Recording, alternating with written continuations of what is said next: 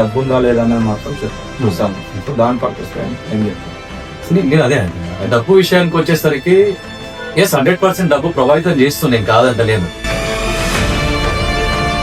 అయితే వాస్తవానికి చూసానా సామాజికంగా ఎంగబడిన వారిపైన ఇప్పుడు ప్రజెంట్ అంటే కొన్ని దాడులను చూస్తే చాలా దారుణంగా అనిపిస్తుంది.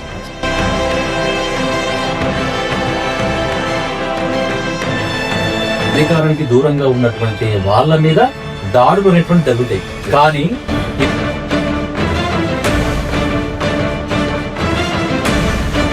ఈ యొక్క ఎస్సీ ఎస్టీ బీసీ మైనార్టీల మీద జరుగుతున్న దాడులు తెలంగాణలో మొన్న చూసుకుంటే ఒకటి సూర్యాపేట కానివ్వండి, కల్ల రాజేష్ సంబంధించినటువంటిది. రెండవది ఇక్కడ షాద్ నగర్ లో కూడా ఇన్సిడెంట్ రాజశేఖర్ మీద జరిగినటువంటి ఇలాంటివి. ఇక్కడ ఎవరు గెలుస్తున్నారన్న చాలా వరకు ఒకటే ధనబలం ఉన్నోడే గెలుస్తాడు. అదే అసలు సప్లాన్ అంటే ఏందనే విషయం తెలియదు ఈ జనం. ఎవరైనా వాళ్ళకి ఎడ్యుకేట్ చేసేదా?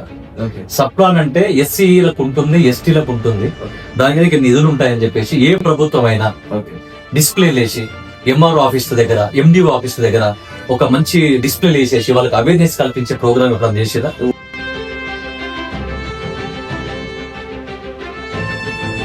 ఆ సీఎం సీట్ మీద కన్ను ఉండాలి అనేటువంటి ఆలోచన మనకు ఉండాలంటుంది.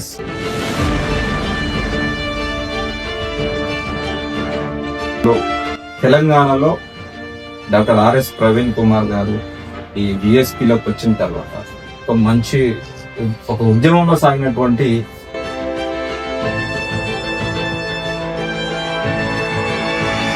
డాక్టర్ ఆర్ఎస్ ప్రవీణ్ కుమార్ అనేటువంటి వ్యక్తి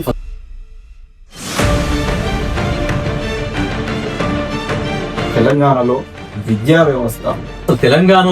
వ్యవస్థని ముందు మాట్లాడుకునేటప్పుడు మనం ఏం చేయాలంటే తెలంగాణ విద్యాశాఖ మంత్రి లేకపోవడం మూర్ఖత్వం.